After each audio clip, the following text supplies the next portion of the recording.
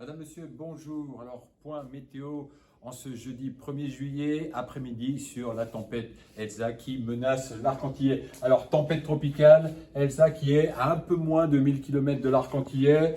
Toujours une tempête qui est pas si bien organisée que ça, des vents moyens maximum autour de 60-80 km/h, quelques rafales à plus de 100. Alors, elle devrait s'intensifier un tout petit peu progressivement en arrivant sur l'Arc-en-Tillet.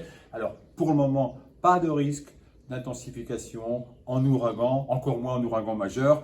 On reste sur un phénomène de tempête tropicale, voire de fortes tempêtes quand ça passera l'Arc-en-Tillet, mais pas plus que ça. La trajectoire prévue pour le moment ferait passer le centre entre Sainte-Lucie et Grenade vendredi en journée, donc demain en journée.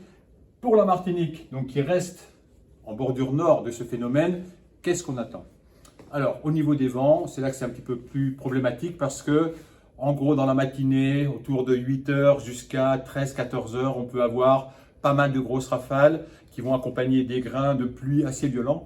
Alors, grosse rafale, qu'est-ce que ça veut dire? C'est du 100, 110, 120 km/h par moment. Alors, il peut y avoir un petit peu plus dans les zones où il y a des effets Venturi, des effets de relief, des effets de côte. Mais globalement, on sera sur des valeurs de 100-120 km/h maximum en rafale. En termes de précipitations, vous l'avez compris, des pluies violentes. Alors, pas forcément durables parce que Elsa va traverser très rapidement l'Arc-en-Tillet. C'est un système qui se déplace à 45-50 km/h. Donc, on n'attend pas des pluies cumulées sur toute la journée, mais des fortes intensités entre la fin de nuit de jeudi à vendredi et la mi-journée. Alors, il y en aura encore un petit peu l'après-midi, mais ça s'améliorera progressivement l'après-midi. Et puis, dégradation aussi au niveau de la mer, avec une vigilance vague submersion orange pour la façade atlantique, les canaux. Ça veut dire des vagues de 4 mètres, 4 mètres 50 en moyenne qui peuvent arriver d'est sur ces côtes-là. Un petit peu moins, bien sûr, côté Caraïbes, où les vagues s'en iront pour aller de la terre vers la mer, toujours poussées par les vents d'est.